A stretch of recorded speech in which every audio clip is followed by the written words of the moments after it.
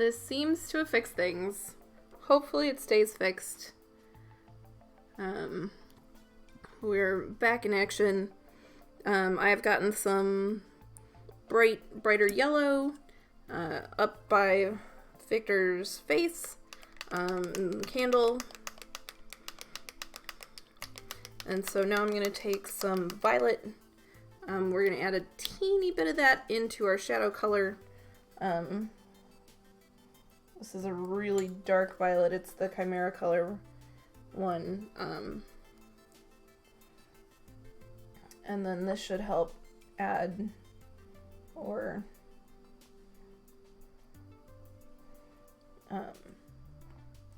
darken the other side of the face.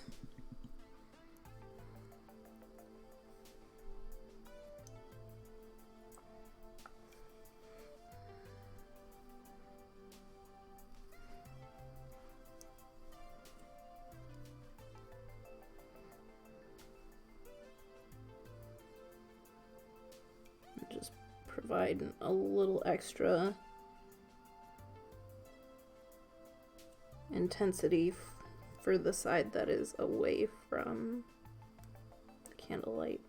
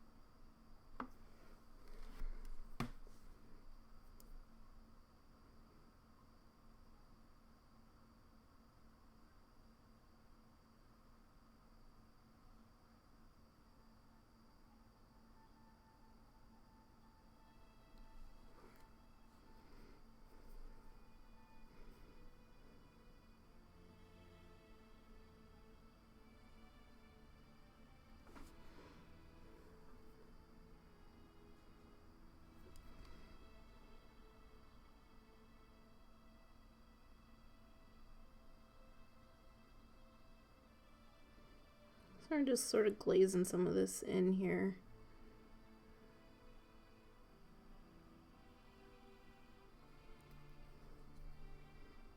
And some down here under the chin and away from the candlelight this way.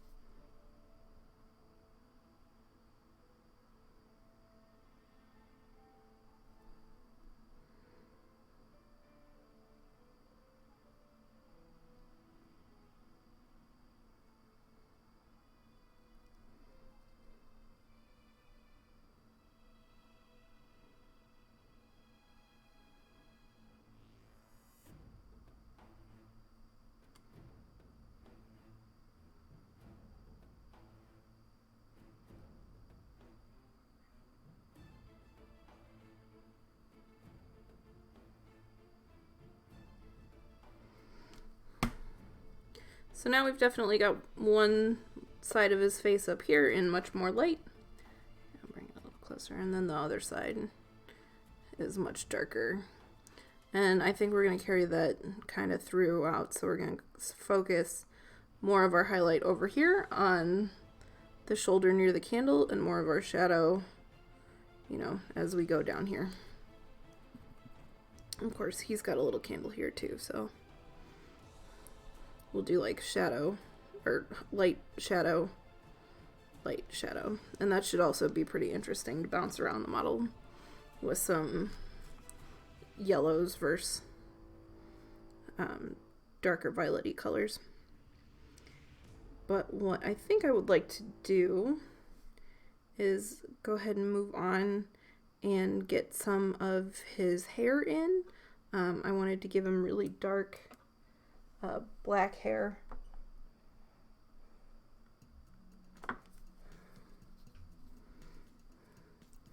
So we're going to put some of that in.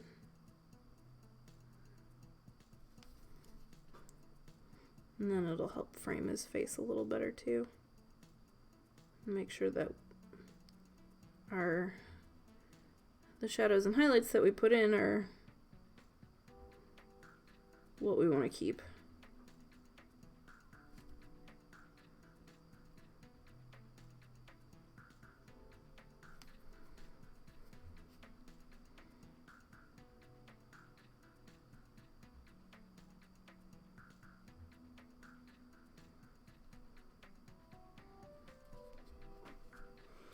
Of course, I got a little carried away on that one little bit of hair.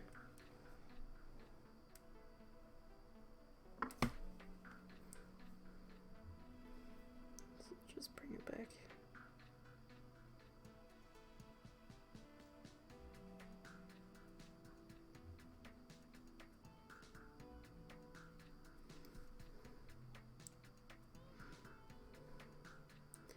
It's okay not to have a perfectly straight hairline, but we don't want it to be like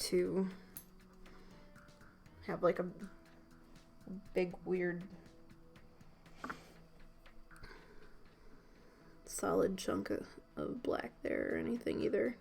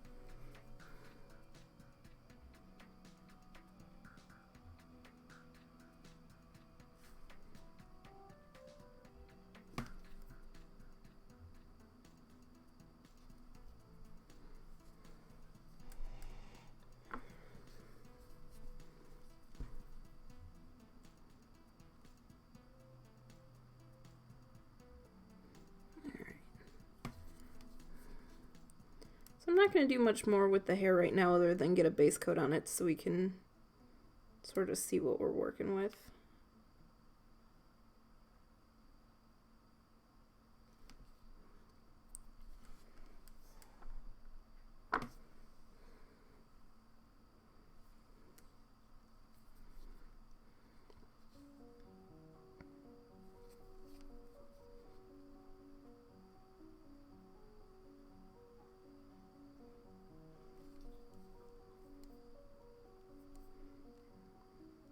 Just a little more coming down behind. There we go.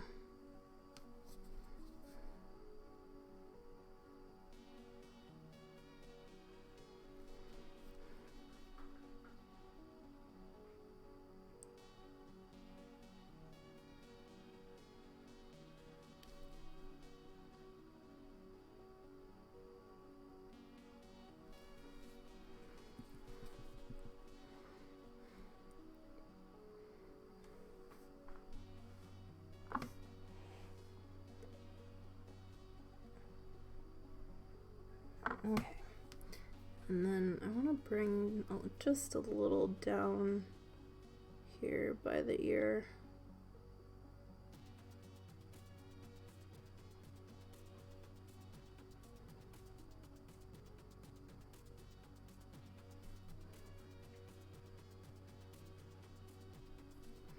It helps frame it a little.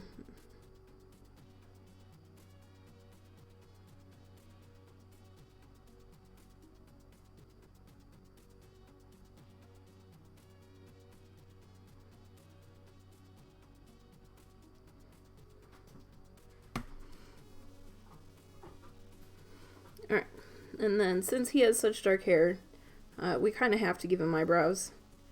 We're going to try and just very thinly trace the ridge.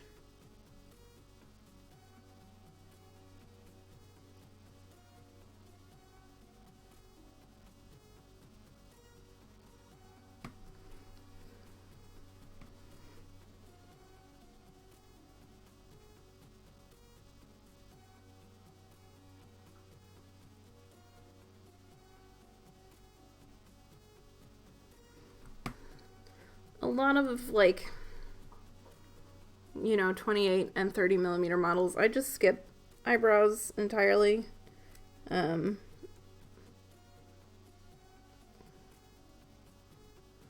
Especially if the face isn't particularly detailed or anything, or, I've given them light hair. But with these bigger scale models, it looks weird if you don't do them. Like, people have eyebrows. And there's enough detail on this face that, like, they should be there.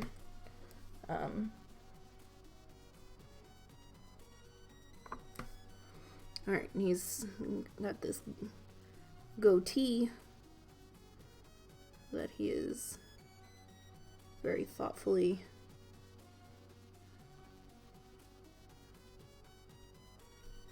stroking, because I guess if you have a goatee, that's what you must do.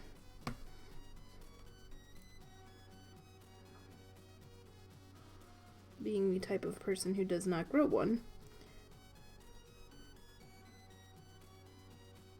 I've always felt it's necessary for a villainous warlock to,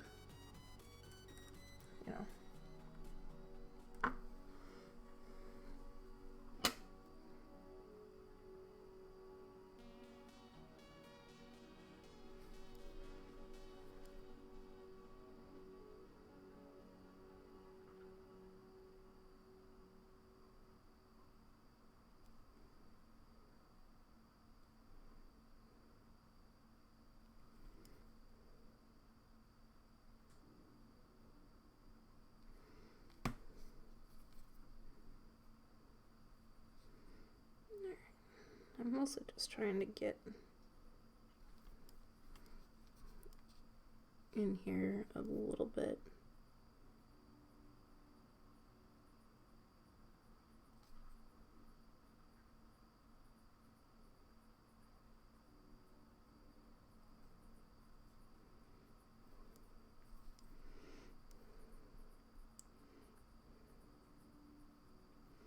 And then what I'm going to do is kind of with that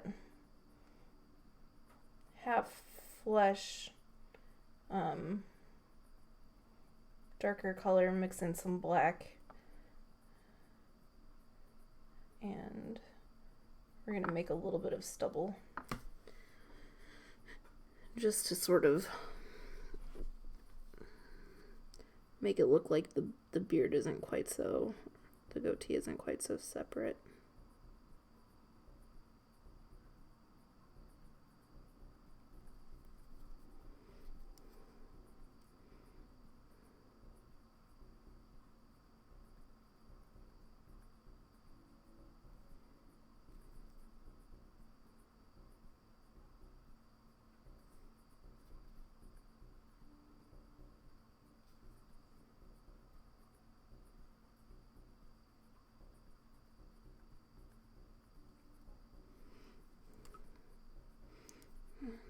We'll give him a little over his lip too.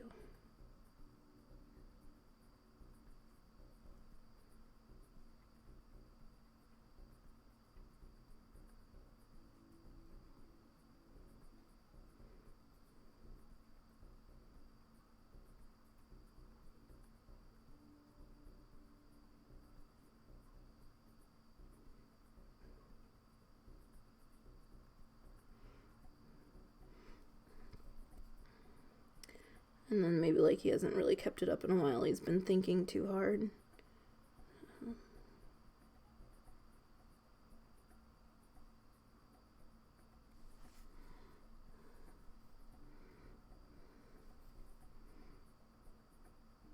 So I sort of do a little bit of like stubble texture, and then I bring in a glaze.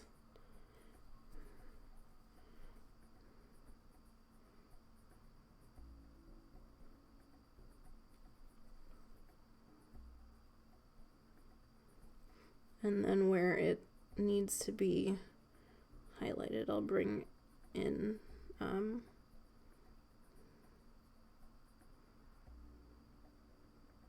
bring back a glaze of some of the flesh color.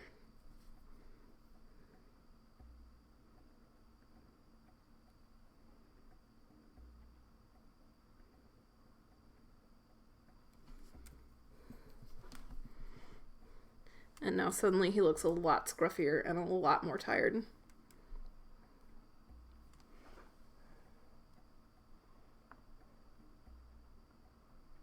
But I'm going to add just a little bit of glaze back to this upper lip with the orangey. So it's kind of still, you know, still there that he's got this scruff.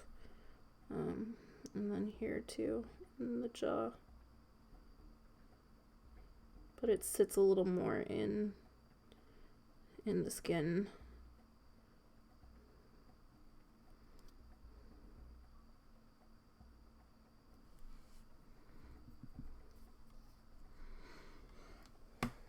And then do the same.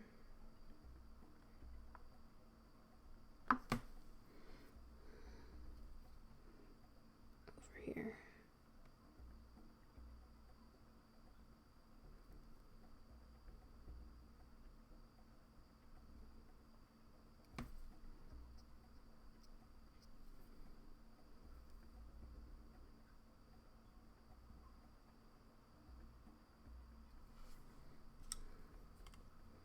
That's just a little too much, so I'm going to take some away.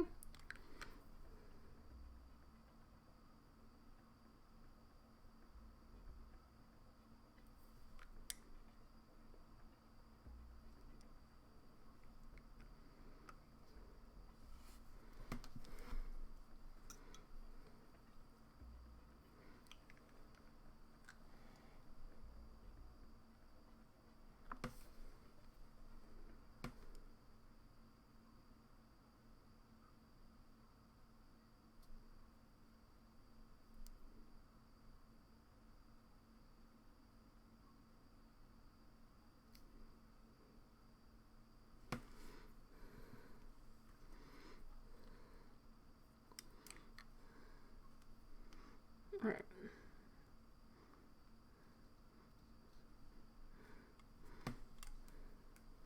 So I'm just going to come back with a little bit of this purple shadow that I was using and sort of draw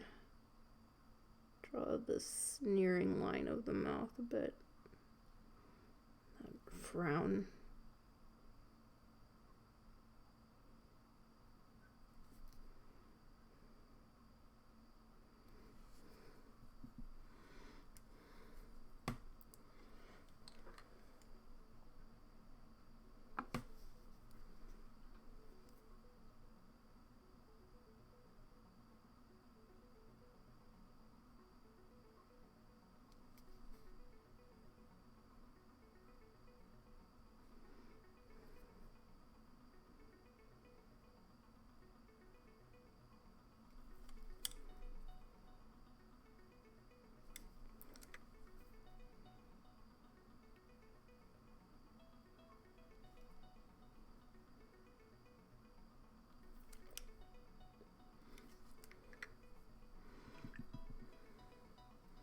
Okay. Alright, so I had sort of started the face a little bit in a class over the weekend where I was teaching skin tones, and I'm pretty happy with where we're at now as far as the face goes. Over here we've got some of the yellow candlelight as it fades into a slightly darker shadow over on this side. I've made him look a little more scruffy, a little more tired. He's doing the hard work of studying and summoning his demon minions, so I kind of want him to look pretty thoroughly disreputable. You know, this guy is like, he's gonna be a guy who does anything to get ahead, to get power.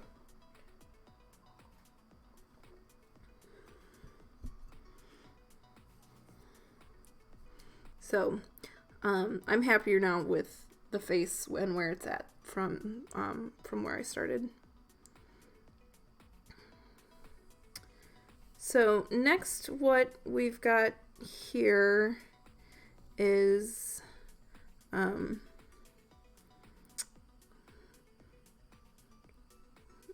think I want to do this coat and then sort of decide like what I want my colors to be from there, because I know what I want to do for this is to make the coat like a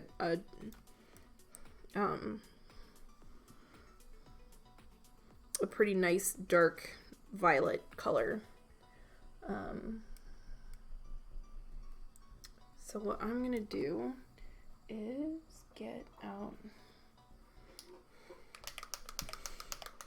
and I'm doing these with the Chimera paints mostly because I've been really liking how they're working for me, and they're very vibrant, which makes a really fun model on the table.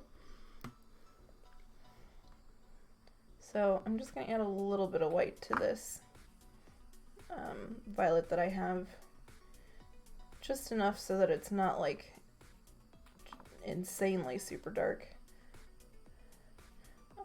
And one of the nice things about this is that these Chimera colors are pure pigment. So when I mix the paints, I'm pretty sure what I'm gonna get. Like, I think I'm gonna add. We're gonna make this just a little bit more blue.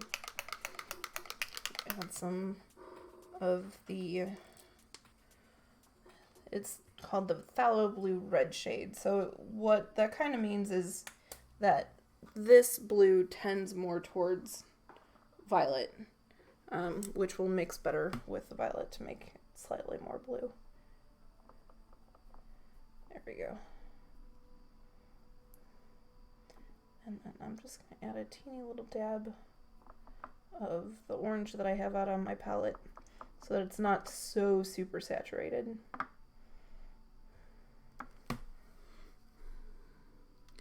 And then we will go ahead and get this on his quilted coat here.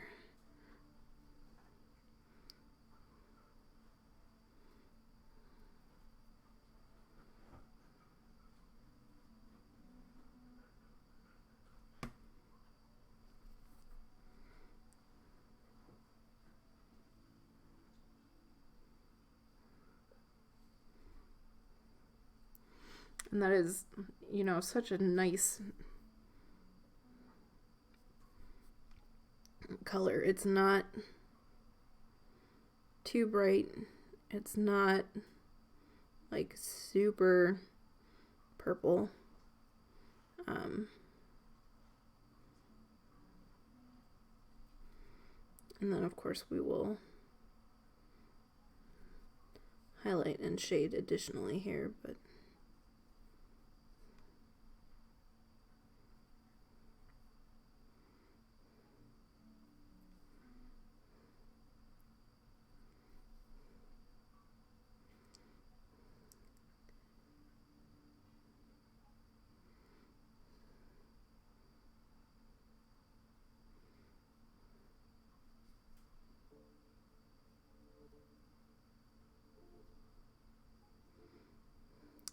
and then one of the things I didn't notice about this model that I think is really adorable is down here on this side, this, like right there, is a little kitty.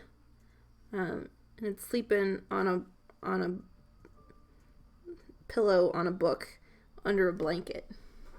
So Victor has a little cat friend that we'll get to. So I'm just waiting for the purple that I just put on to dry a touch. And then we will sort of maybe plan out some other colors that I want. he's got this very beaten-ish leather-like cape that's got a very dramatic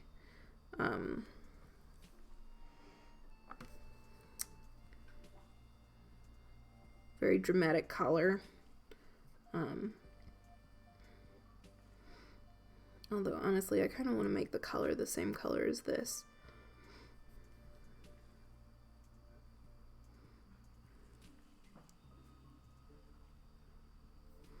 And then, because the cape seems to come up here under. Anyway, I get to do what I want. So, purple collar.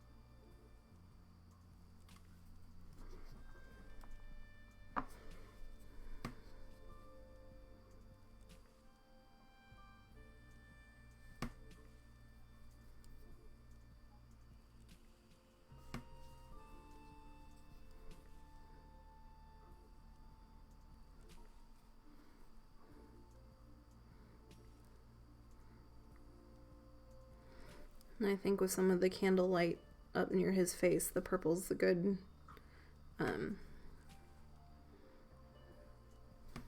choice to set off his face just a little extra.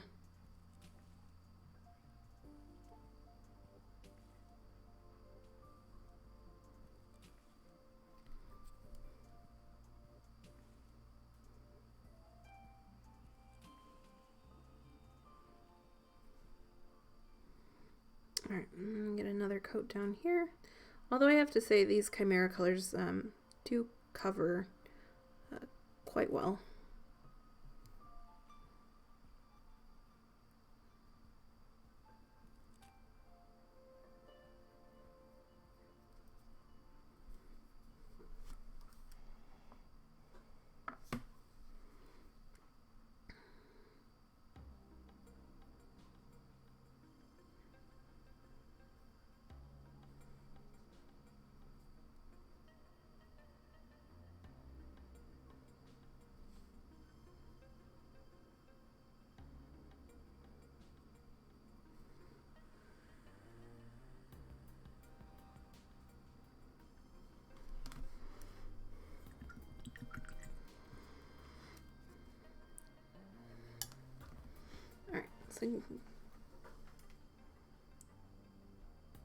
He is cool. I spent a little extra time on his face, just to make him look kind of extra skeezy, grumpy.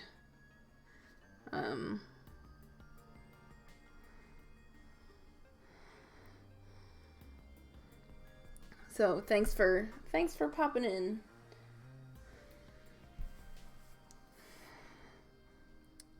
Alright.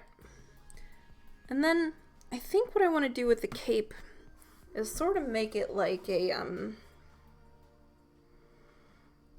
almost like a mummified skin color. So I'm gonna get out a couple browns. We're gonna add some red, and then we're gonna add some flesh tones into it.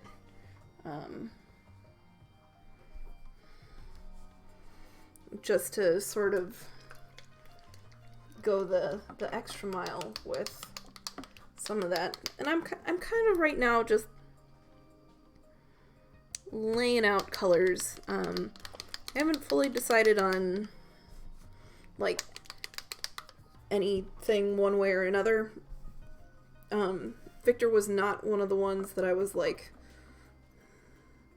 rushing to paint because I didn't really have much in the way of ideas.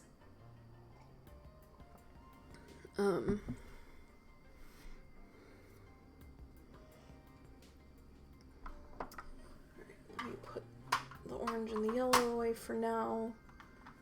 Grab some browns. And then we're kind of going to do my typical, like leather, like beaten leather textured stuff. We're just going to adjust the colors slightly. So I'm going to make like a flesh tone over here. And then we're going to range out some of my P3 browns. And then I'll mix together. It should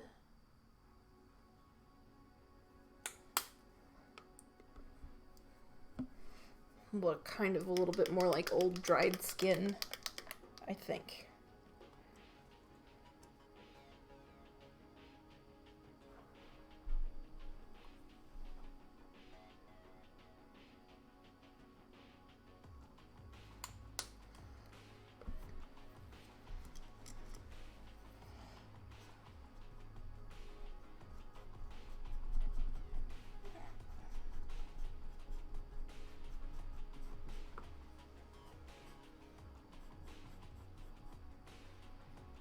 Now that is a much too red flesh tone.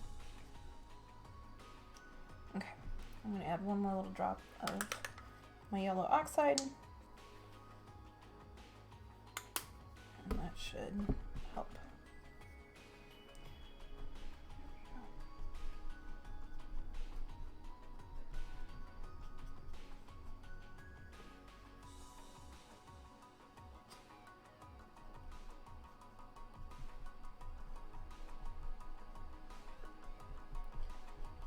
And then I'm okay with this flesh tone that I've kind of got mixed up to go in with some of the browns being a little more red because maybe it's more like a demon skin. He's got a demon skin cloak.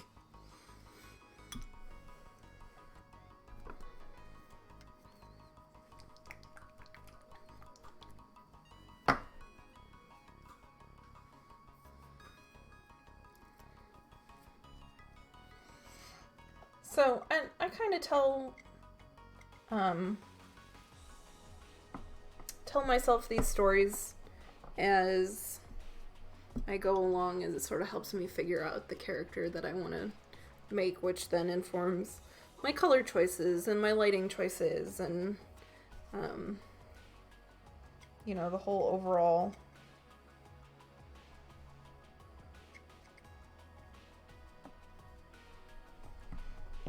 scheme of things.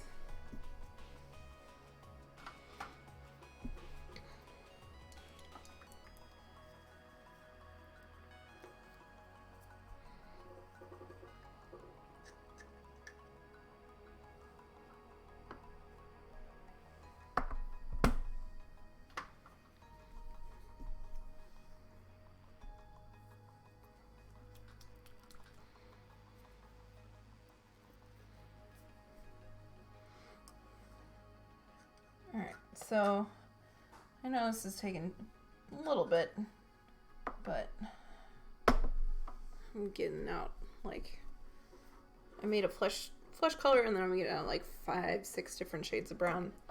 I find that it helps to have a lot of different tones when I'm doing, like, a really worn, beat-up sort of coat.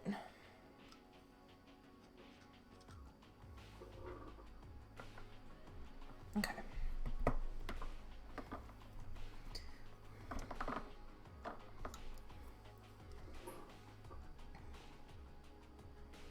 So I'm going to start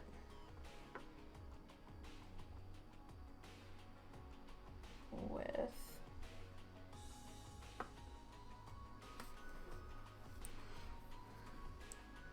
getting some of, like, this is the flesh tone mixed with bootstrap leather from P3, and then the flesh tone I made from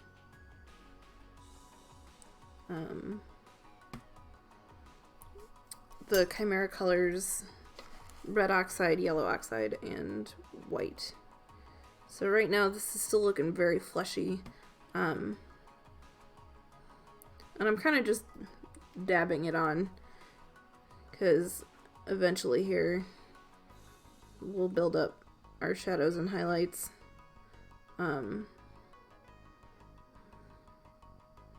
But this isn't bad for like a mid-tone, and then we'll get some, you know, more red. But right now it looks nice and like fleshy.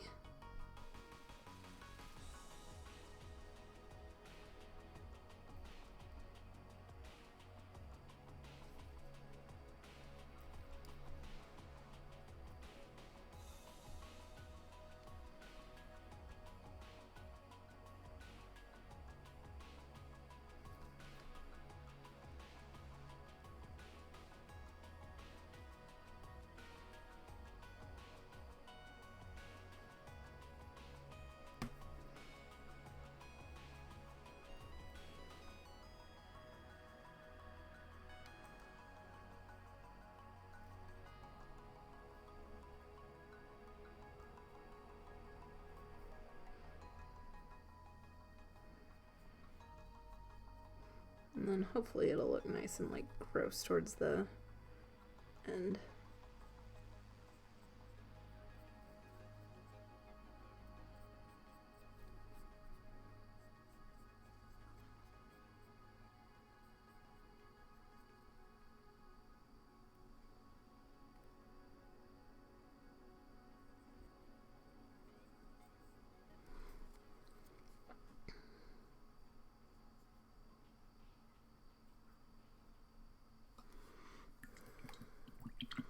Alright, and then I'm going to take some and mix it with some Gun Corpse Brown.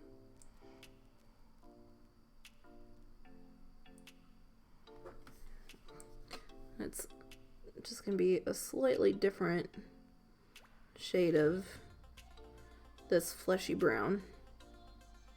And we're sort of going to go ahead and dot that on too. And we sort of want to build up these layers of rough dots more than anything perfectly smooth.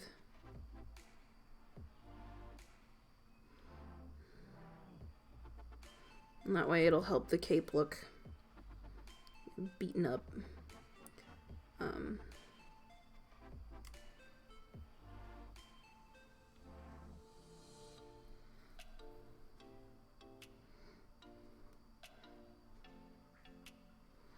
Hey Rikers, thanks for the host.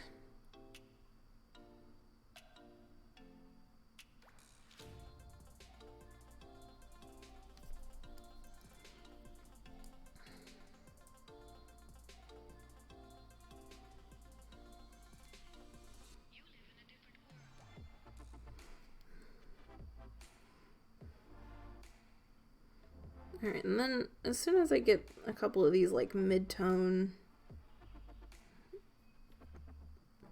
type ones in, particularly on the inside here, we'll start with some darker, more shadow ones.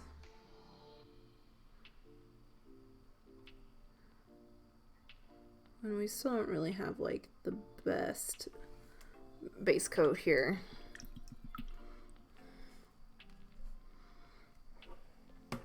Alright, so now we're going to mix our flesh tone in with some blood tracker brown.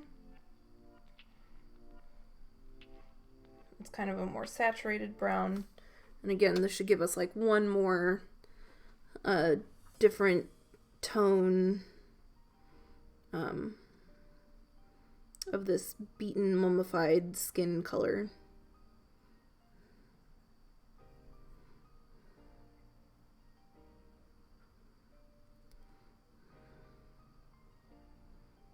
Particularly for our midtones.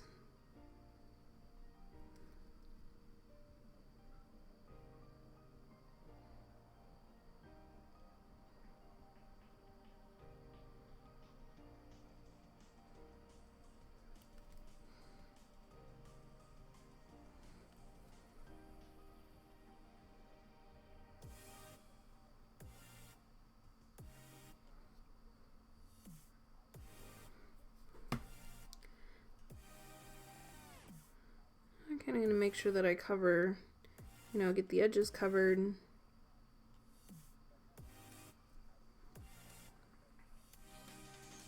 Get some of this in here.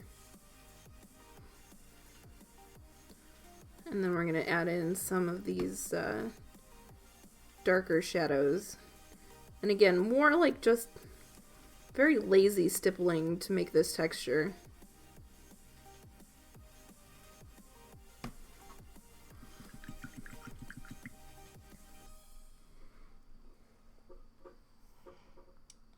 Still adding in some of the flesh tone. Now we're going to add it to Battlefield Brown.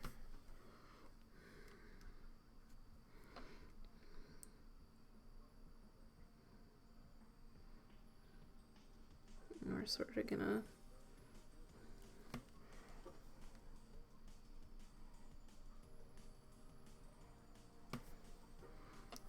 get some of that in more of these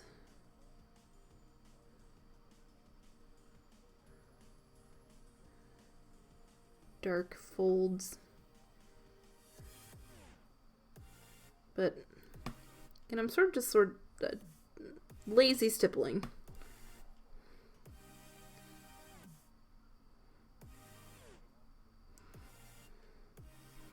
And then we'll come back and end up highlighting along some of these ridges.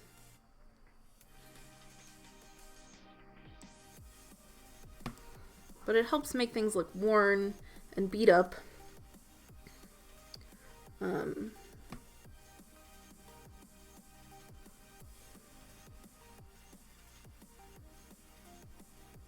And then after we highlight, we'll be adding some ink. But the highlights are what's usually what makes this work even better. But I want to get some of this in. We're not going to do as much detail down here on the underside of the cloak. We mostly just want to make sure that it's getting some of the darker brown colors. We don't want to be drawing a whole lot of attention there anyway. It's just a boring part of the model.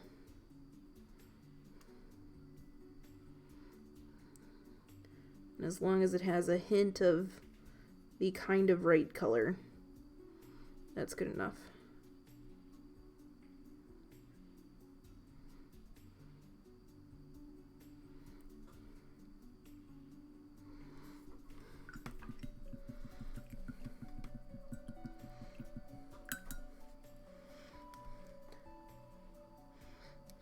I'll get him there as soon as I finish, Big Six. I gotta get these, both Viktor and Algarath, and then I also have Hoxa on the table. I have to get them done quick. So, have a good night.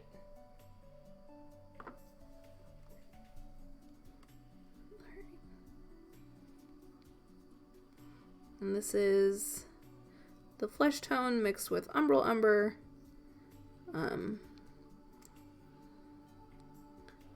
This is going to be one of our darker shadows.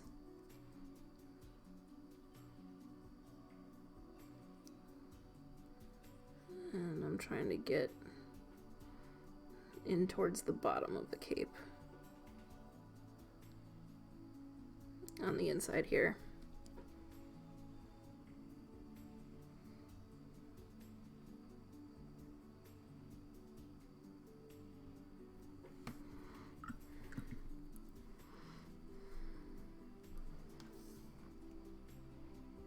And everything is mixed with this bit of flesh tone that I made up. And it sort of is keeping a little bit of the consistency of that color. But various shades of brown and darker brown shadows too.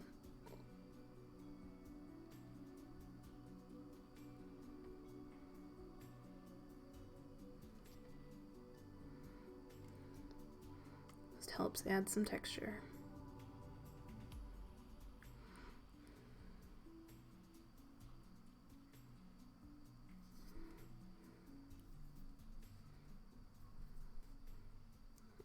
little corner down here just wasn't getting any paint.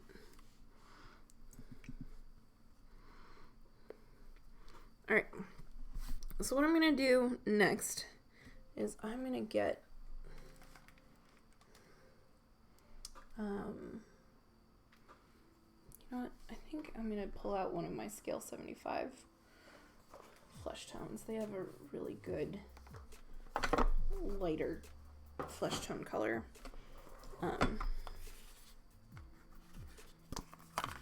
This light skin.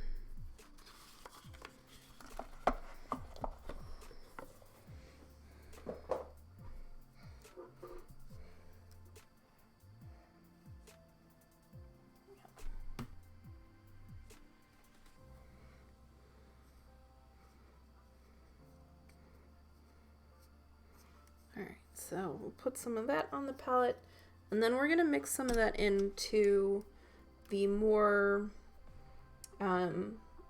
reddish, the flesh tone that I made. And then I want a little more of this yellow oxide.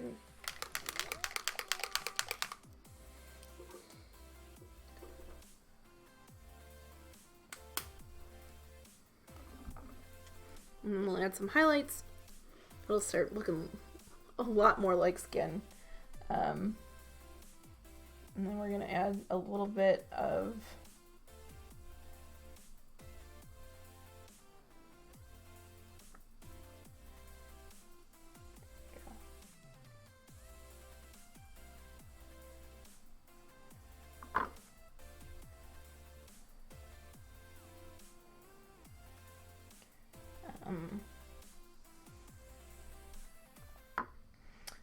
we are going to ink over it, and I might have to mess with my inks a little to get the exact color that I'm wanting, because I definitely don't want this to look like brand new skin off of like a person.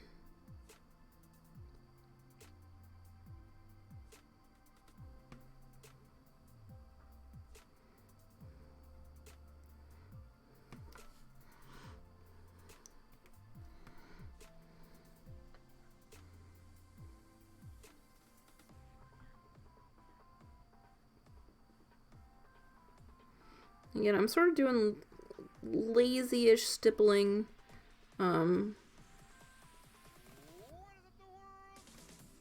across a lot of these, where you sort of get, you know, shadow, highlight, and then some midtones, and we'll come back with some midtones too, just to make sure those aren't lost.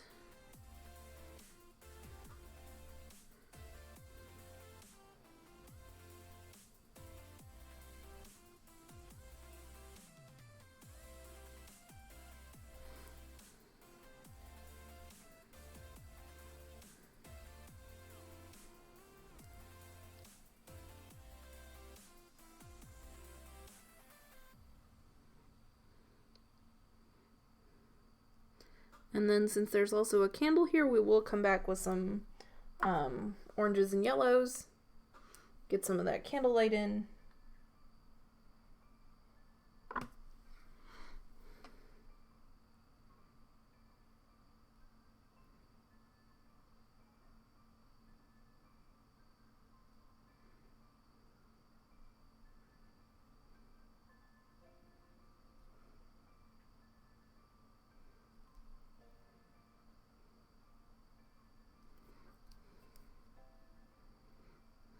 Put some scratches on. There's already kind of a rip here that's got some stitches in it, so I'll be picking that out as well.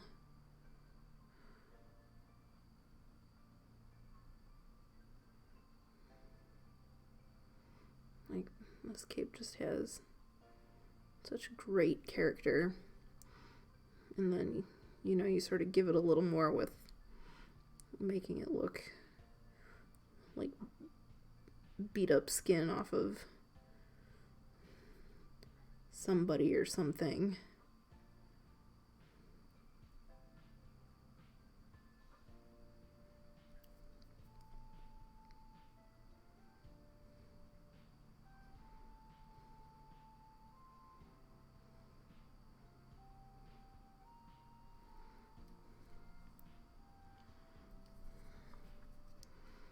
We do want to add a little here around these edges, even though this is not the focus.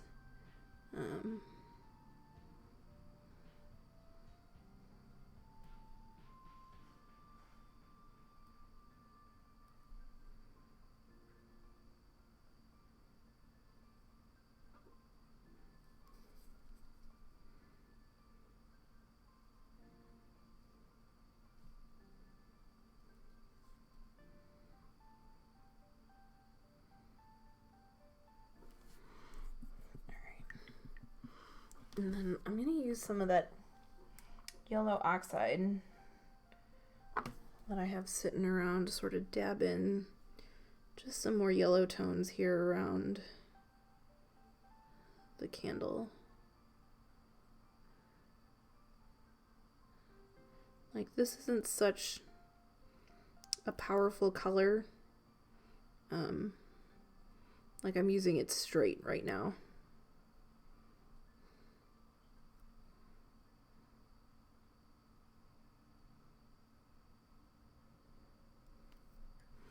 And it's not making like a huge difference, but there is some of that warmth coming in.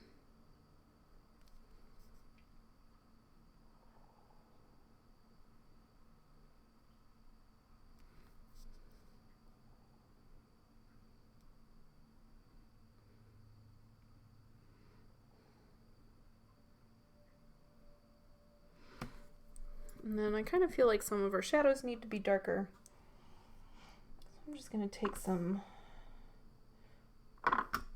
black and mix it in with some of my darker umbral umber and flesh mix. Just sort of get some in here, nearer to the candlelight.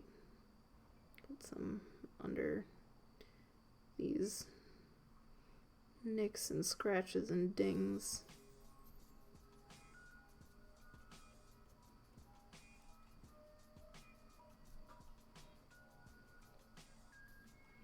And then some down.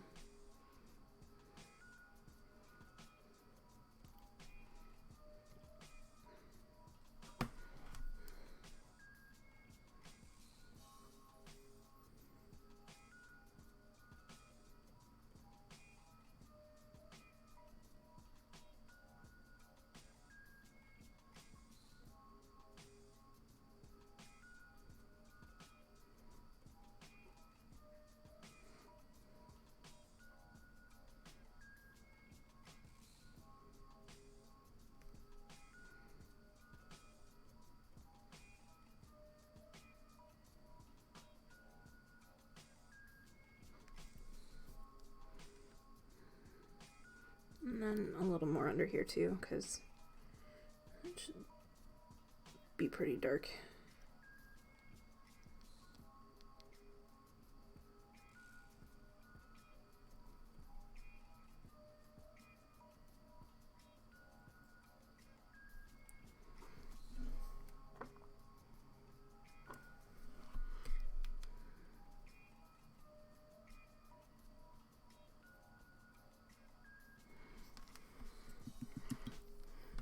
Alright, so we've got a little yellow over here by the candlelight. We're going to add a little more brighter yellow orange, especially like, you know, right here where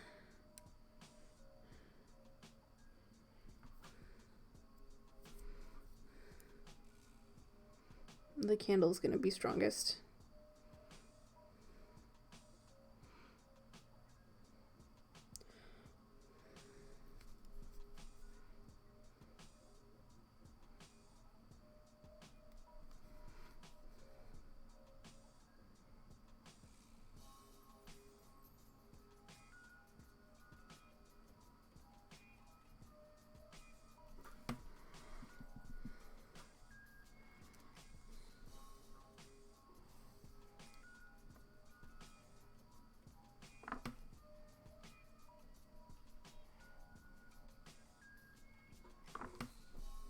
And we're just going to add some more smaller bright highlights.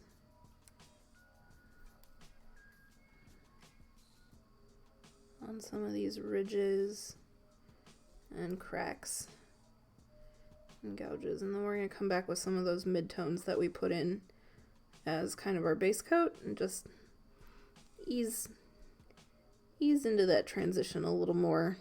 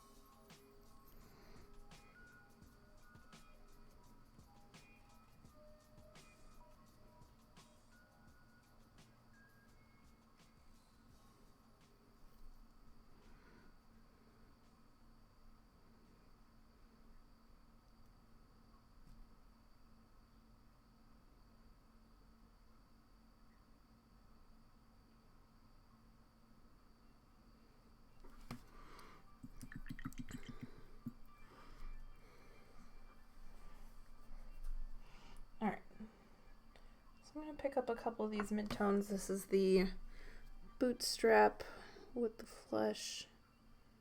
And just get some more of these dots in, just sort of in between the really dark and the really bright.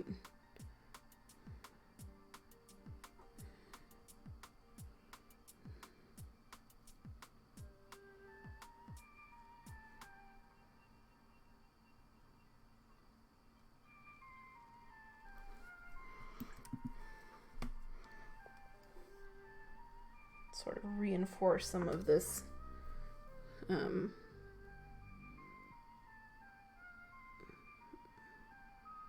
mid-tone flesh color.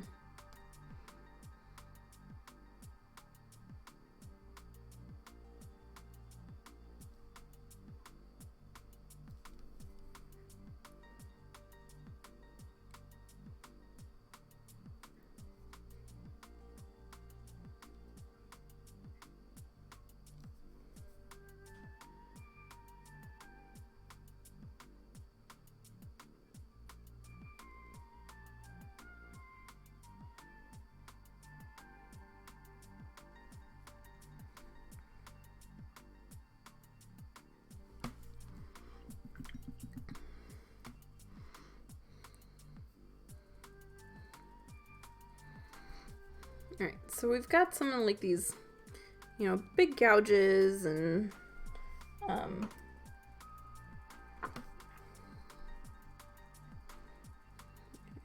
just a little bit more.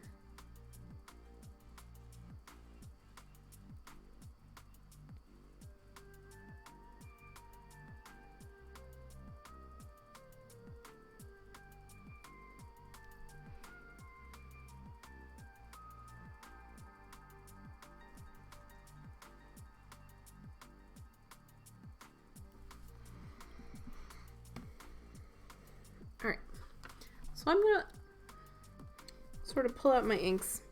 I'm gonna get mainly brown ink from P3,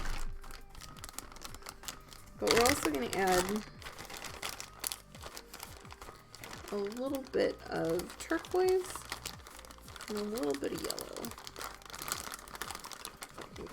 Get those out of here. I have a big like plastic baggie. Just because I don't want them to leak on anything. Alright.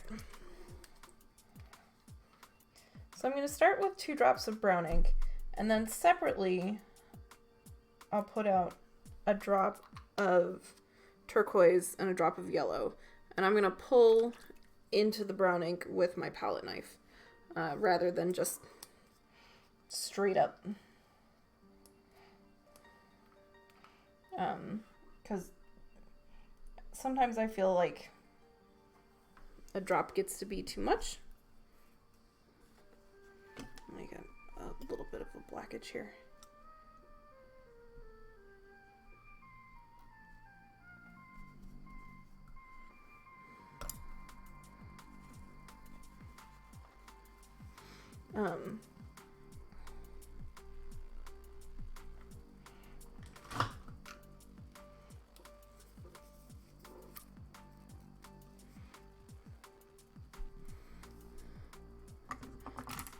Welcome the raid of EU's workshop.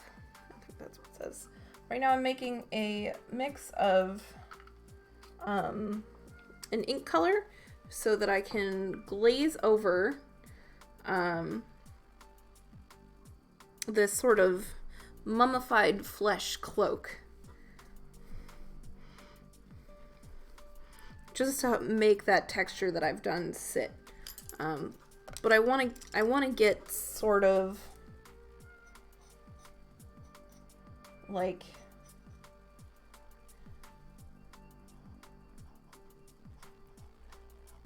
I don't want to change my brown ink too much, just a little bit with some turquoise and yellow so that it's not quite so red. The P3 brown ink is real red. And I want it to be a little more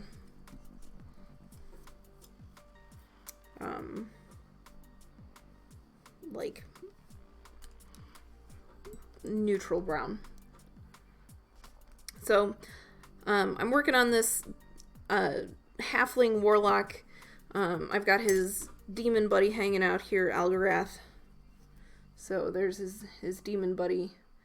So I'm trying to make my Warlock look, you know, kind of tired, a little drawn,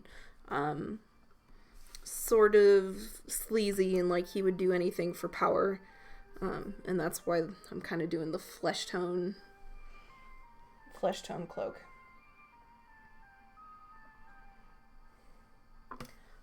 So now I'm just going to thin my ink. Always want to thin your ink.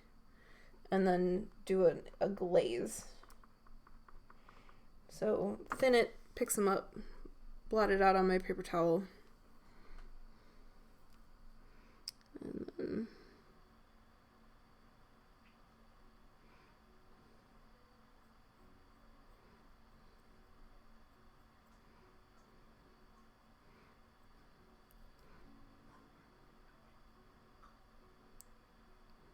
thinly apply it.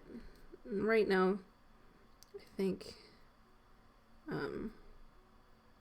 this layer is maybe a little too yellow, but since I've got the candle here anyway, that'll be good for this. And then I'll go back with maybe some more of the straight brown ink. I just didn't want to get like too warm. And some of the yellow with this glaze will help make it look kind of like old gross flesh. It's ink. It is an ink glaze. So I'm putting it on in a very fine controlled layer. I'm not letting it pool anywhere. And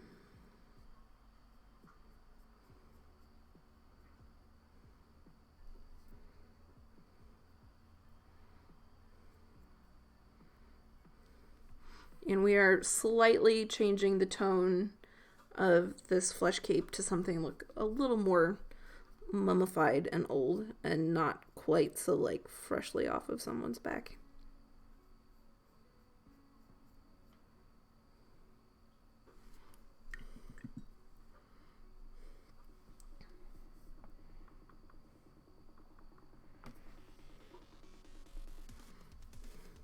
So I always make sure to dab my brush out on a paper towel before coming to the model. That is like the key part of glazes that a lot of people don't know about. If you have too much in your brush, it just runs everywhere.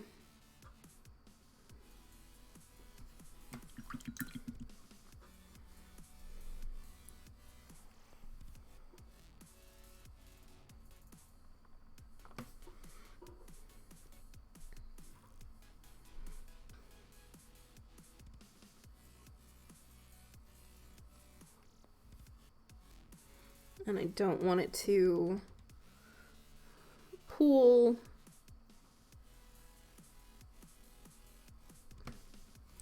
I want to make sure that things are dry in between coats. I'm going to go ahead and add a little bit more of this one over here where this candle kind of is.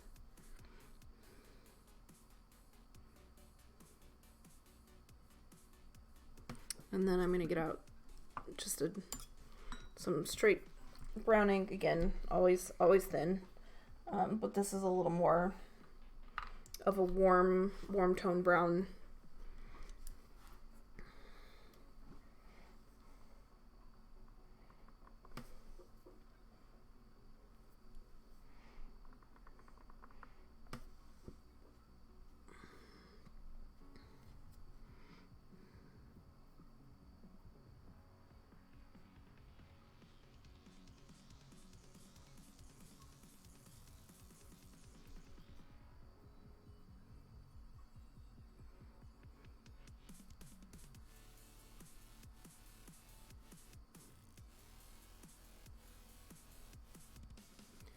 And I think it's given it back just a little bit of that fleshy appearance. And then it helps sort of like that texture, that really lazy stippling texture pattern that I did. The ink helps tie that together too. And it all sort of sits.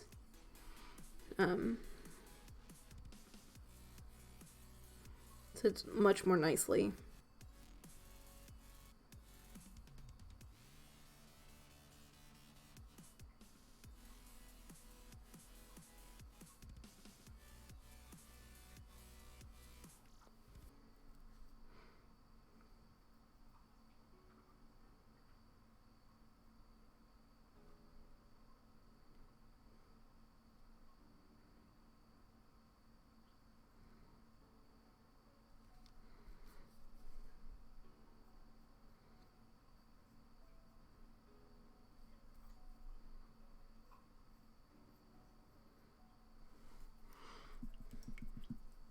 All right, and now we've got a cape. I'm gonna pick out some of these stitches here.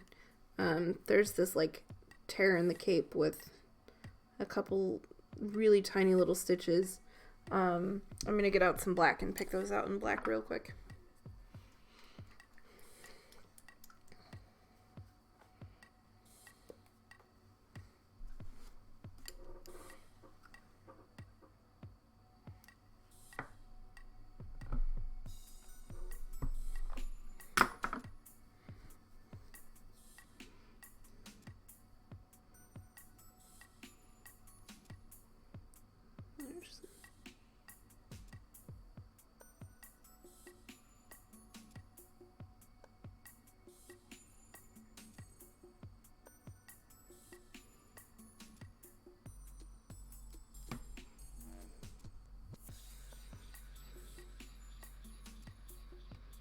And then it just looks like you sort of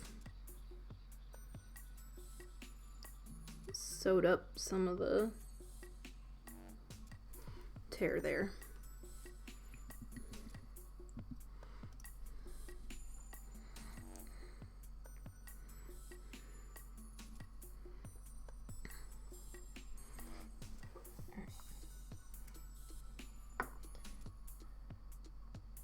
And just because I've lost a little bit of this sort of fleshy tone, I am going to put a little more back in here. Again, kind of like half glaze. Just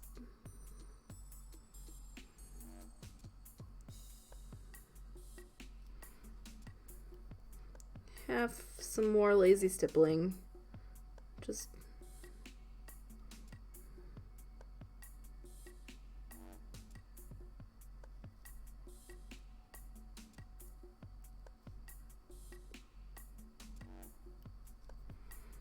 get a little more of that pinky fleshy color.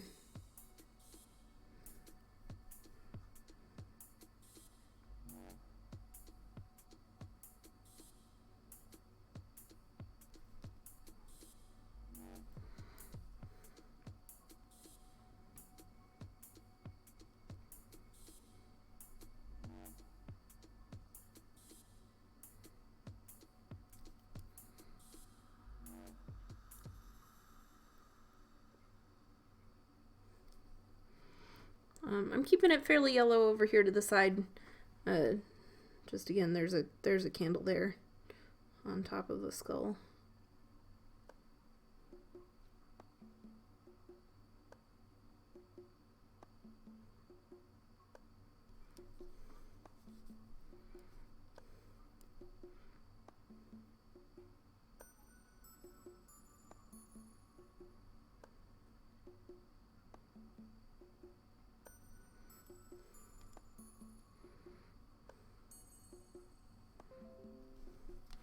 All right. What do we think?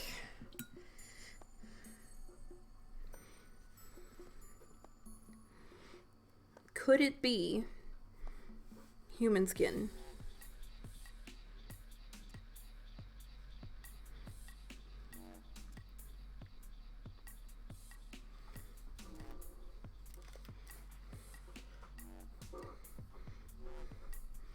Okay, so now that that is done, we've got a nice creepy cloak on him. Before I decide if I want to go like, you know, black or gray or whatever for this, I'm going to come back to our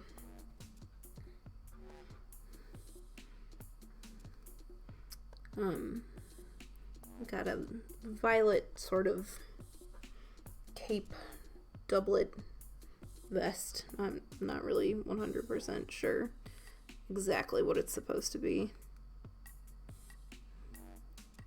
But we're going to go ahead and work on some shadows and highlight here on the quilted portion and then up in the shoulder thing as well. So let's see. This is the Chimera Colors Violet. I'm honestly just gonna mix a little bit of this with some of the black.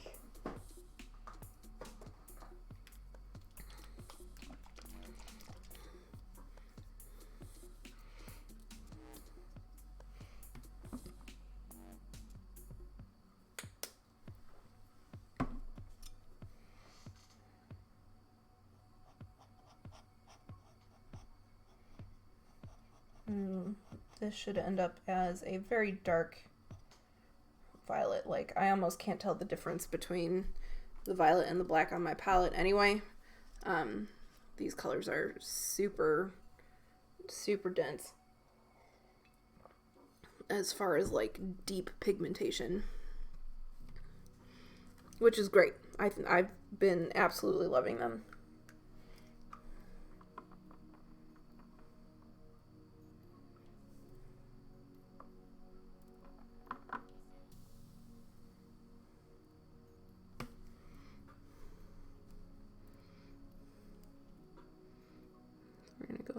And put some of this in here, and I still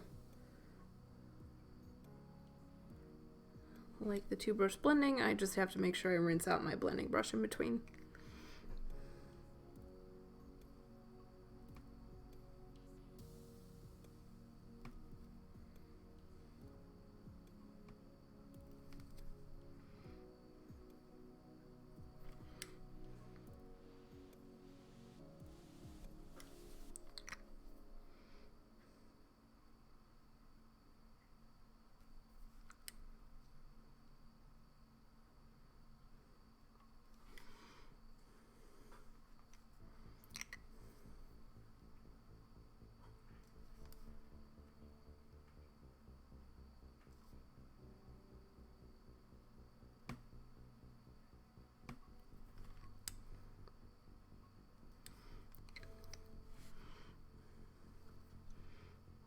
And this is pretty dark, but it is still like the violet color with just a little bit of black.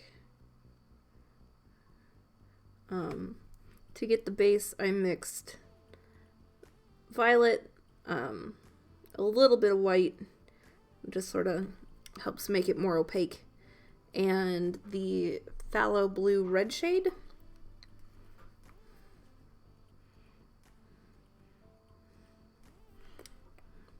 And that is a blue that tends towards more towards violet than towards light green.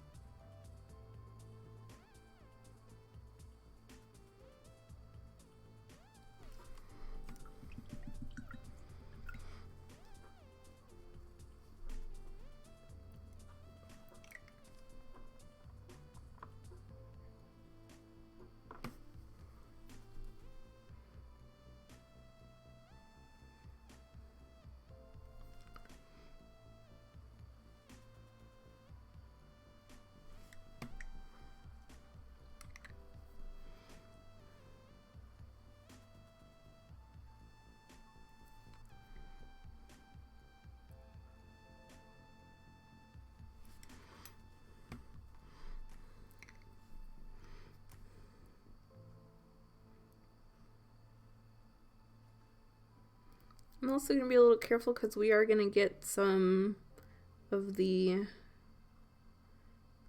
candlelight over here. So I'm mostly just trying to get some of the quilt patterns.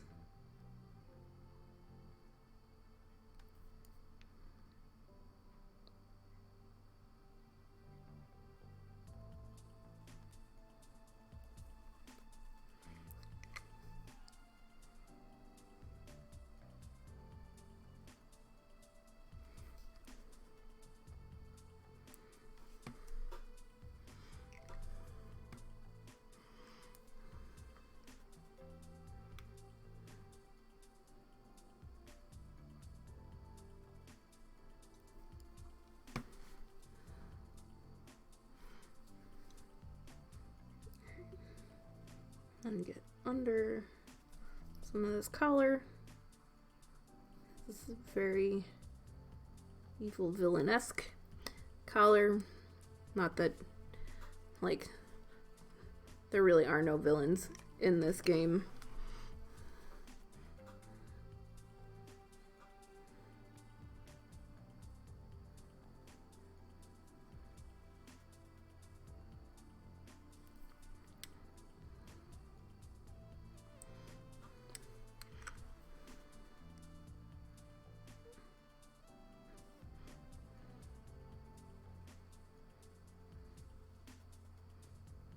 But Viktor does kind of strike me as a guy who is out for power and control.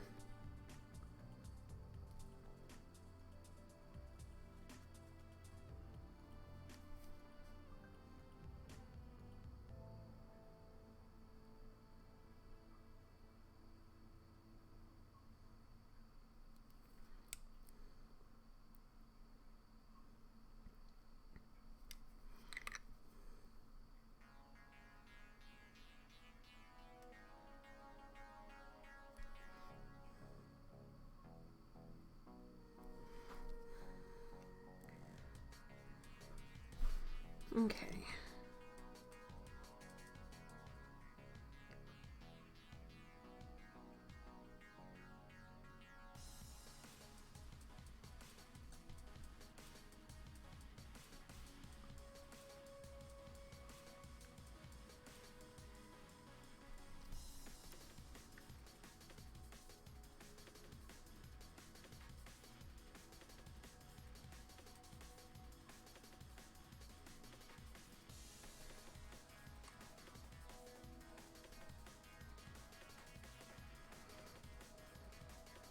Almost there with these shadows.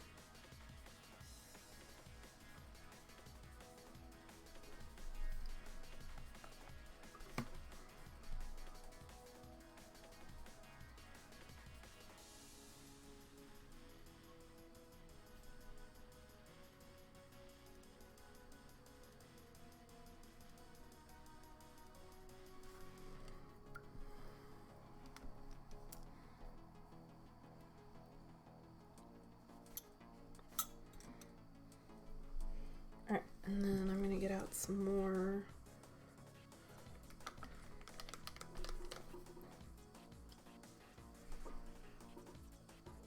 white.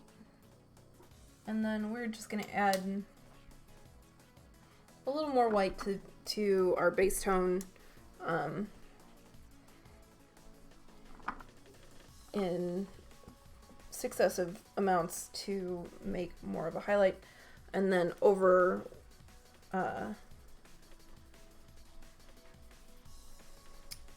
on the side with the candle, we will also be adding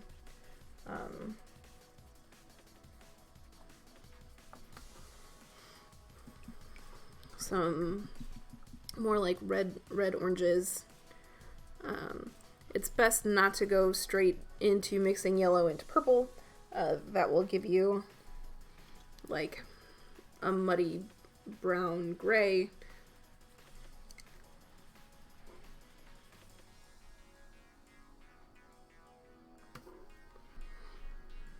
So we're going to start over here, just sort of putting up a little highlight in this quilted part.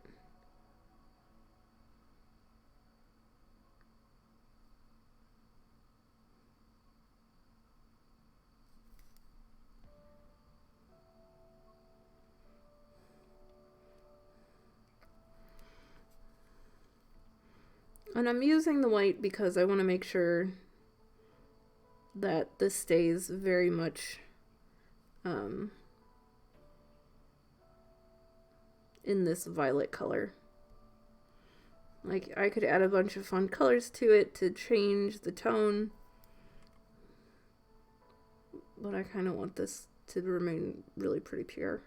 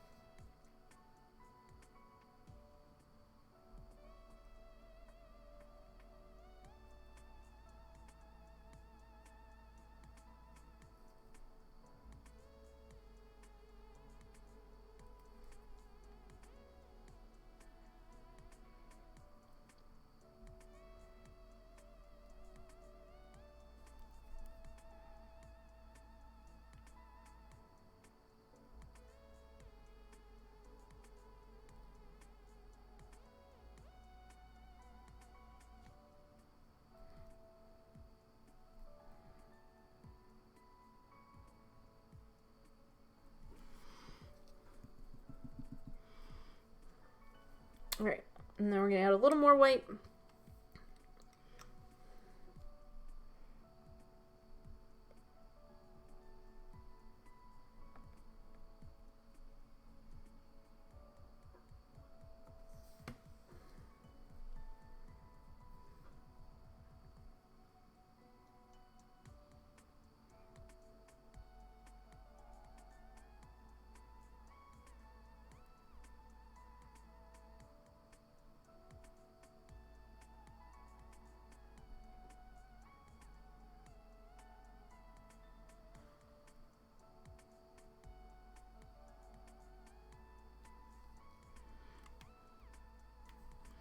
And we're starting to build up some highlight on this side.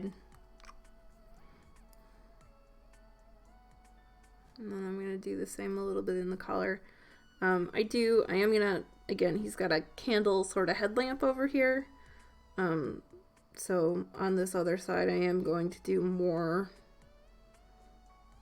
of the yellow candlelight.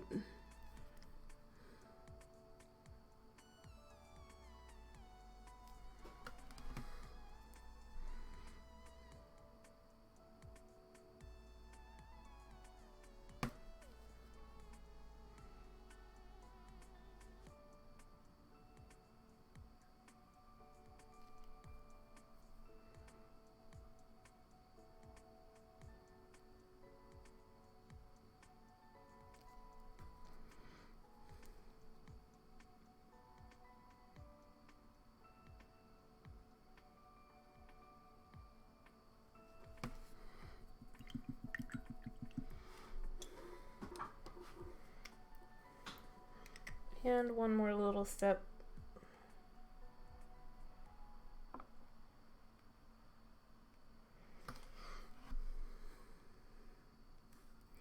Just to pick out that's a very little top bit. And I am going to try and blend that just a little.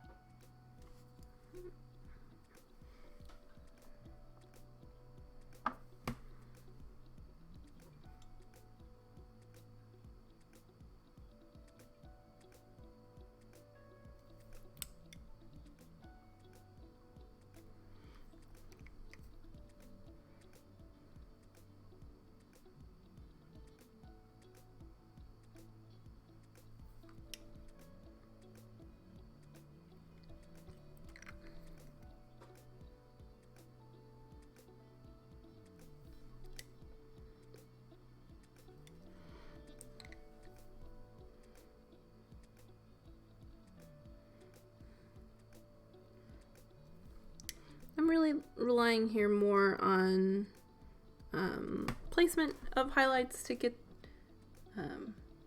the effect, rather than like being super anal about blending every little thing. Ultimately, this guy still is just a gaming model, and I think it's more important that they have you know, good colors, good contrast, than having everything be the most perfectly blended ever.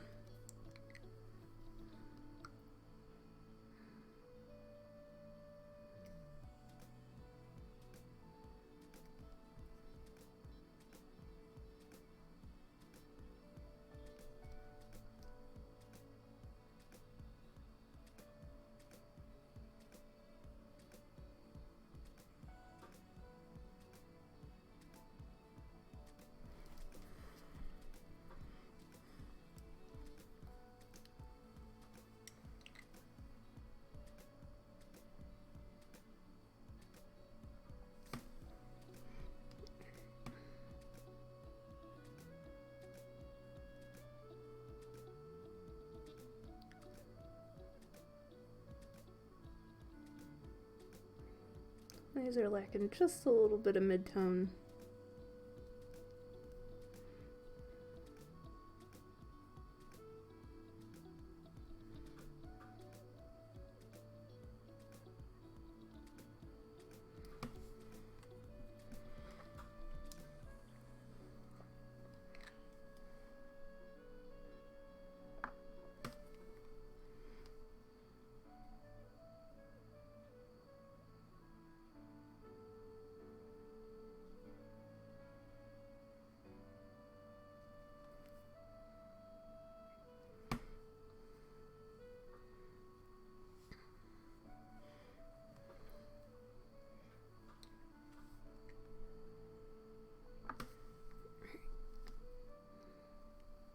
And then over here, we're gonna do a little bit of the highlight.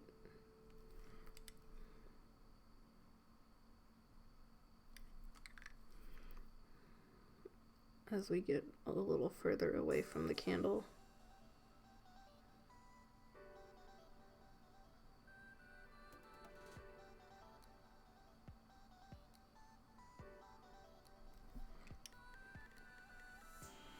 All right, and then what I'm going to do is I'm going to take some of this violet and first mix it with a little magenta and a little bit of orange. And the magenta will sort of help ease some of that color transition.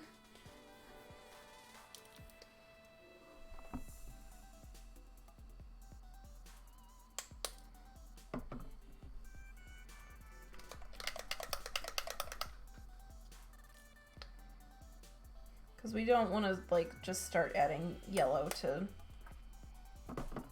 purple. As I said, it gets real muddy real quick.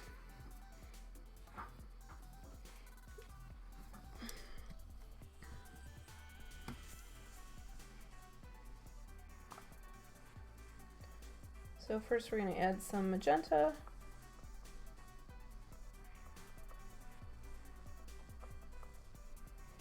And then we can add a little bit of like the orangey yellow.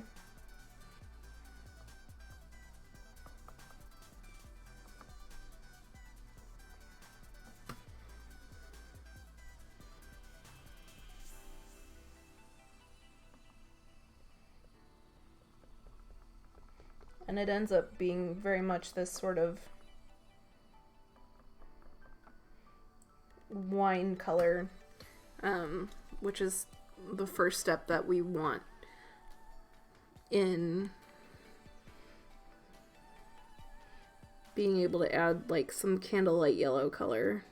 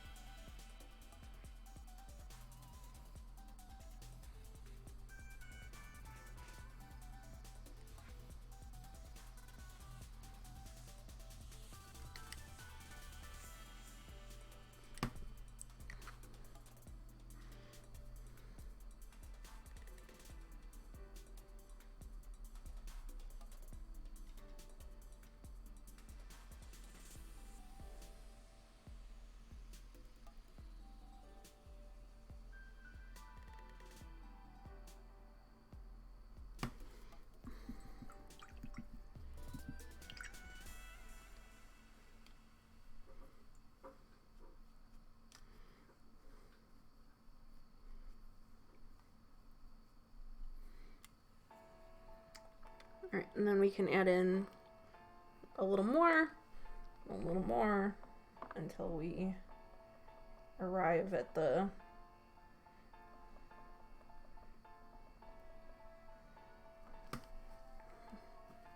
actual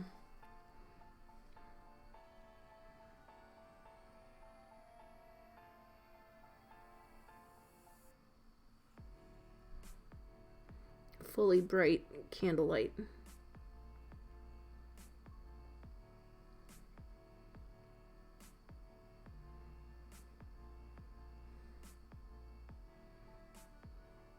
So now we're kind of more with like a wine into more of like a pumpkin color.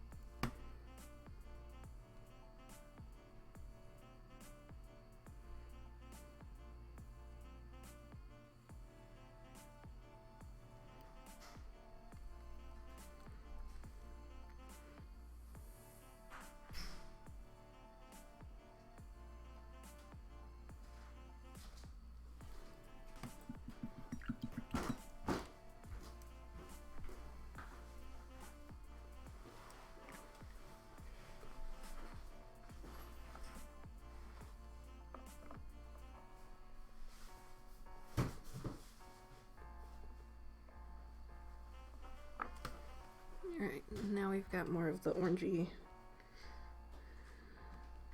yellow.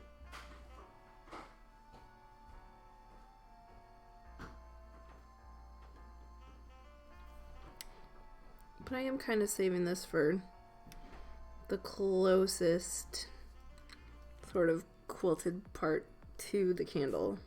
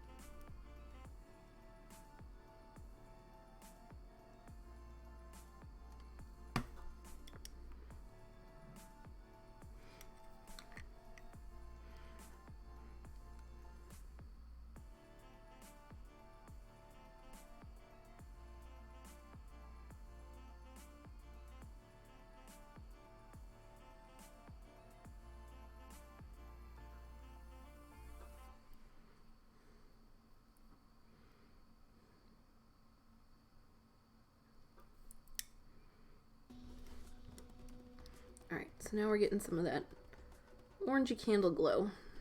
And that's probably about where I'll leave it. Candles aren't super bright. I'm going to add a little more of the brighter purple up here.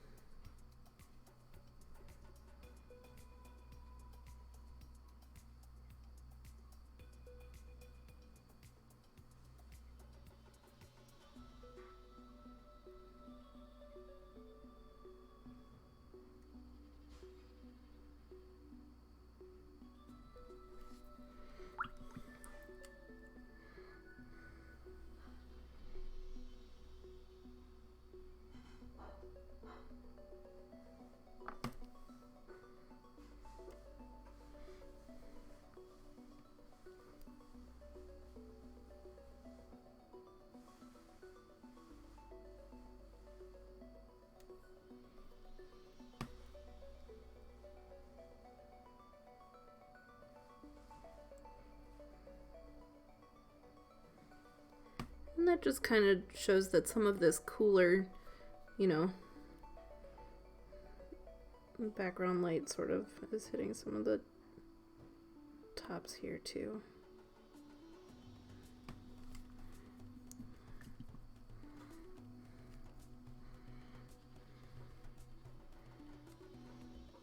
Alright, and now we're going to take some of that and we're kind of going to echo it here on this shoulder, because again, this is like a headlamp with a candle in it that's going to be pretty bright. So we've got our kind of our wine color.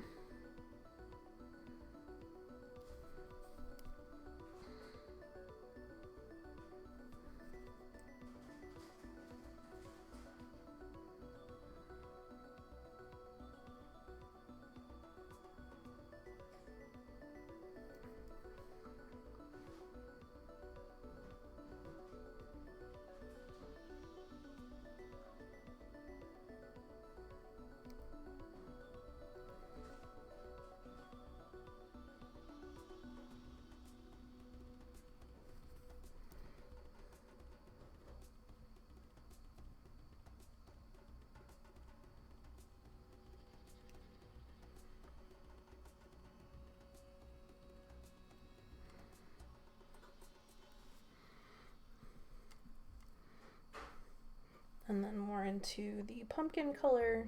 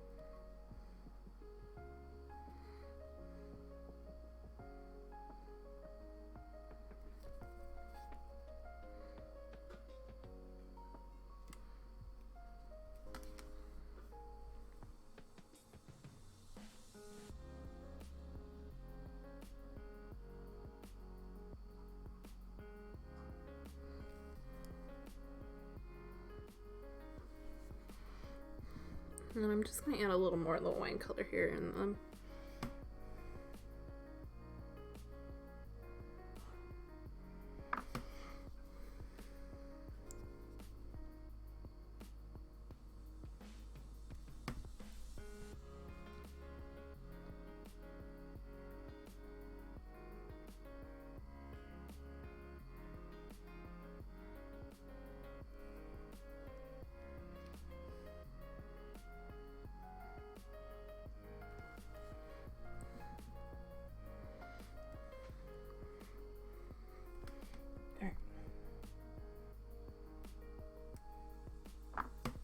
And then a little more into that straighter orange.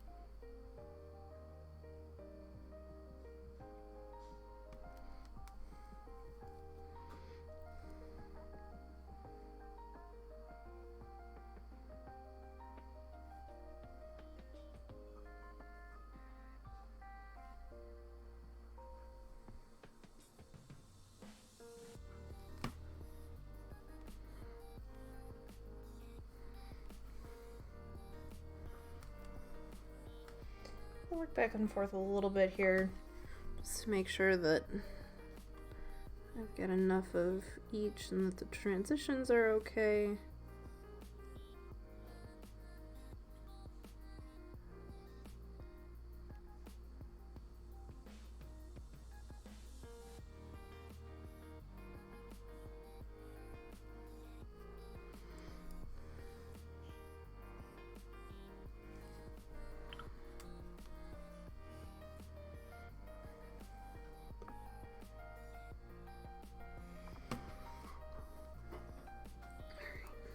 And then the brighter orange is going to be here where the candlelight will hit brightest.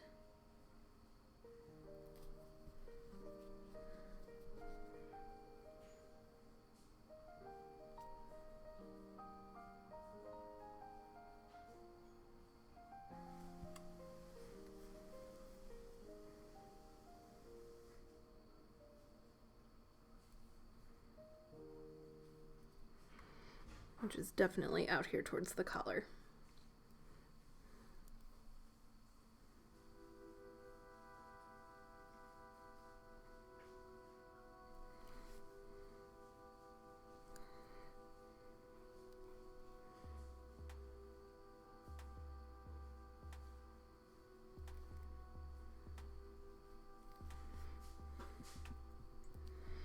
So now we've got some candlelight coming from the headlamp. Here is being cast out this way on the collar, and then from the skull over here is being cast up here. This is a little softer. This is going to be brighter because there's like, as I move under my face, this is going to end up being brighter because it's got like that reflective plate or whatever the heck. And this is also a little farther away.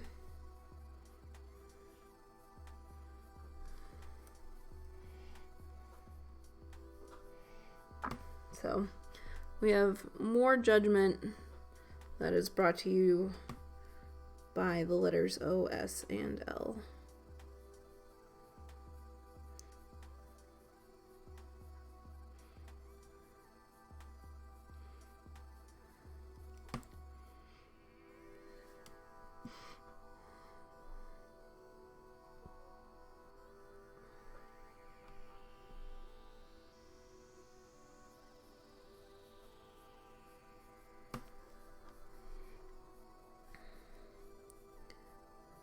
A little more of this pumpkin color in some of this.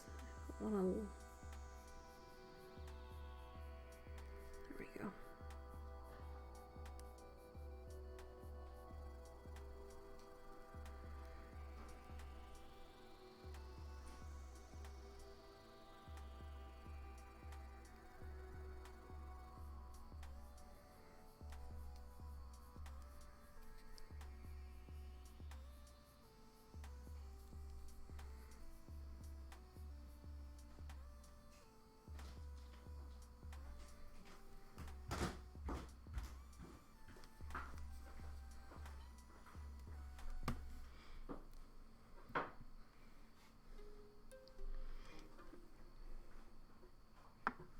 And then I'm just going to add a little more white to some of this and just pop up this color a teeny little bit more.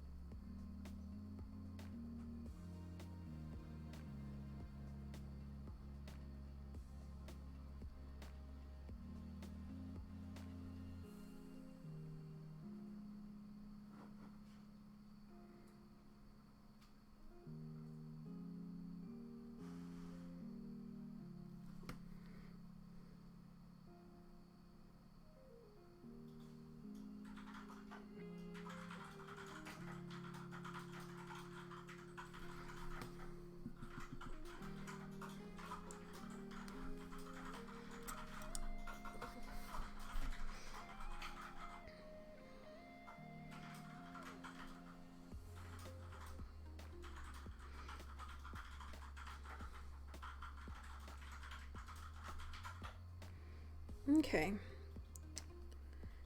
so I think I actually missed a little bit of the cape here, so I'm gonna go ahead and give that a touch.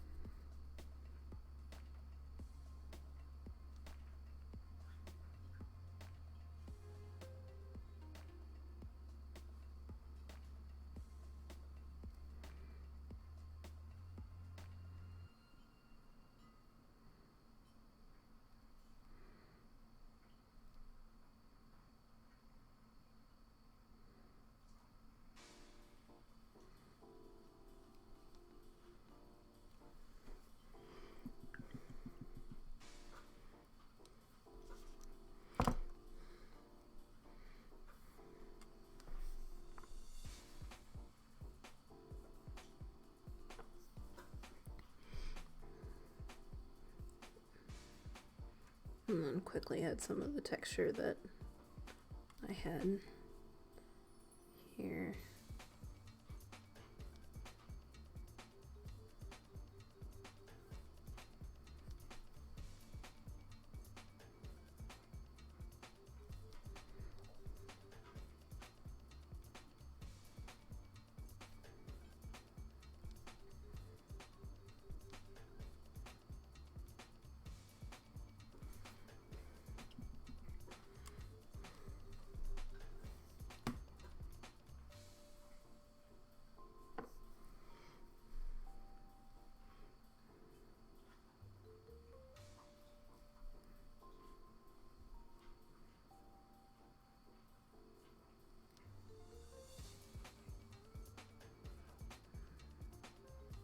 Some of the darks in there.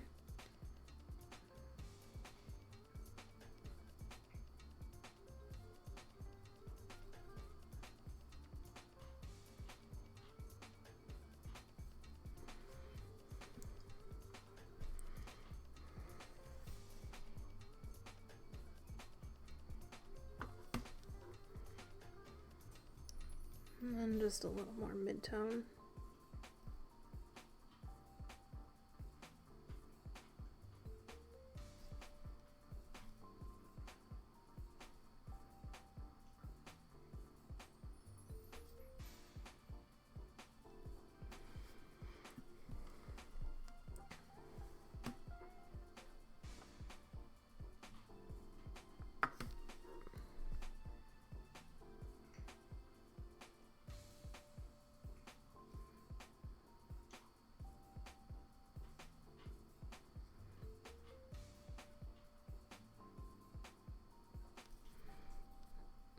Alright, I think I'm happier that that is that more mummified skin tone.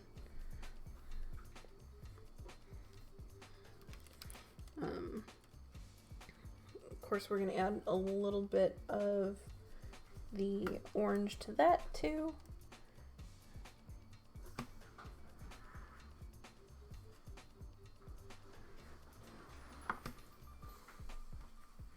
Because as of over here we did some, and we definitely want to make sure like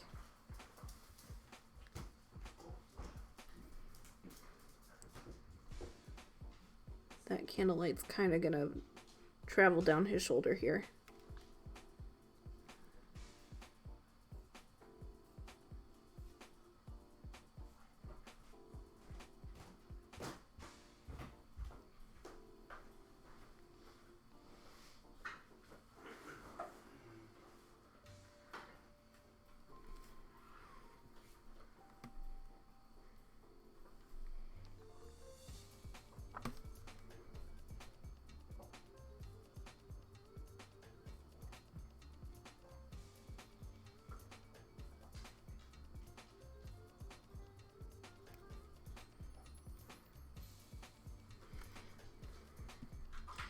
Alright.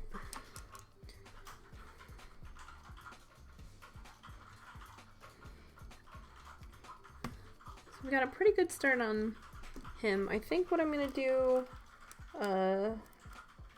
for the last bit here is probably make his shirt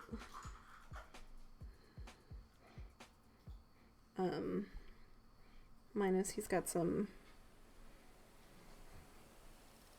armor straps and stuff, but he has a little bit of like shirt in here, and then we'll call that like a front shirt tail, and I want to do that with some green. So this is the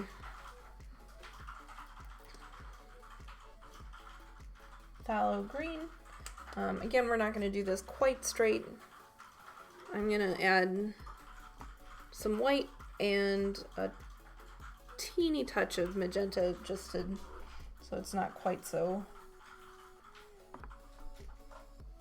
crazy vibrant. We're going to desaturate just a little bit.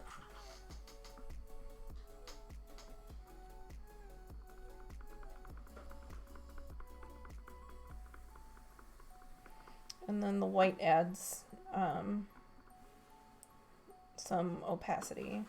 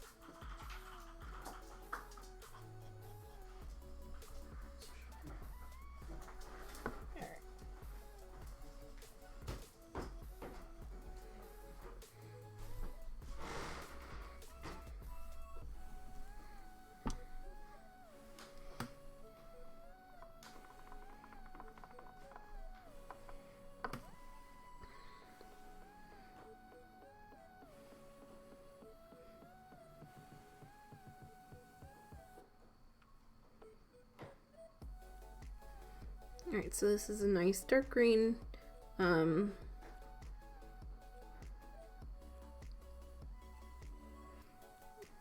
I said, these colors are really powerful, and even with some magenta in there, it's still a pretty saturated green.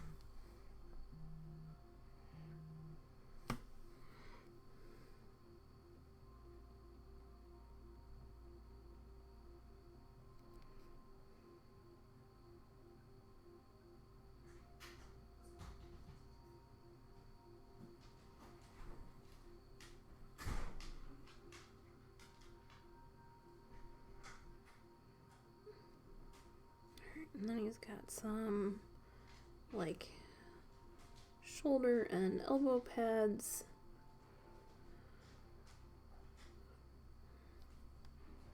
And, like, some straps around his wrists, too.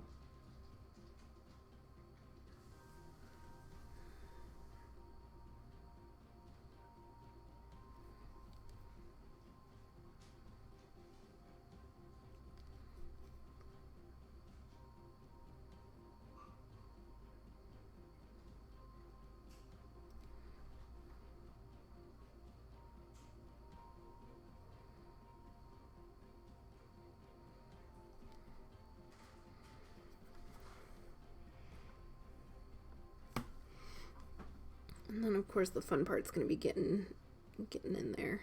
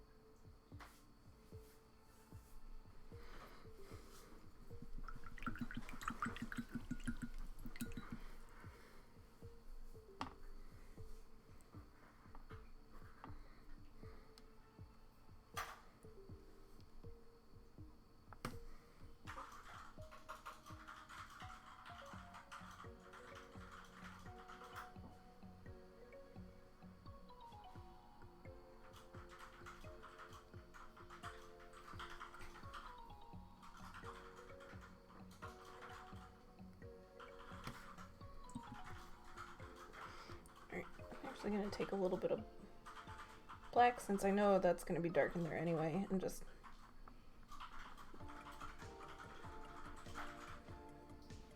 make a very dark green.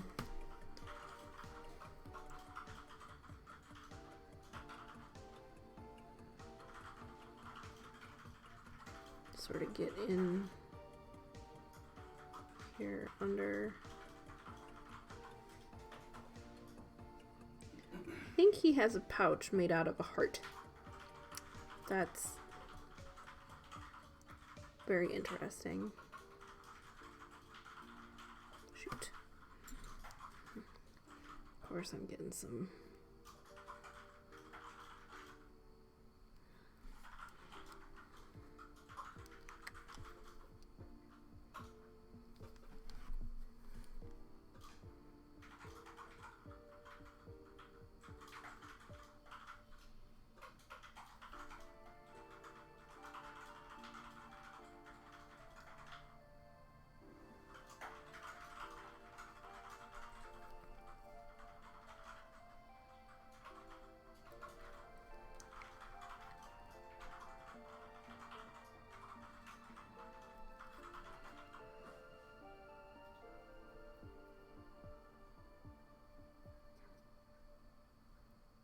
Okay.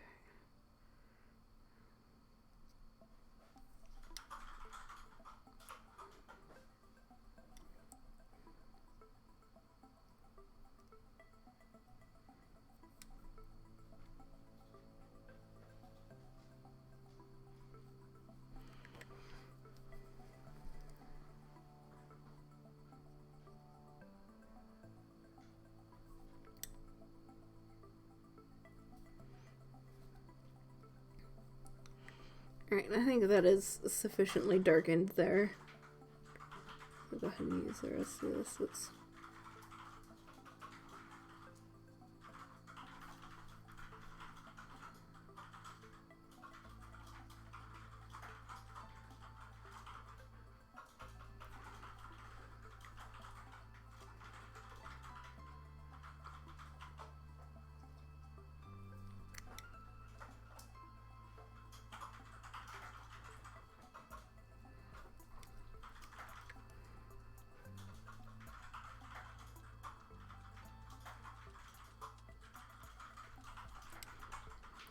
some more shadow.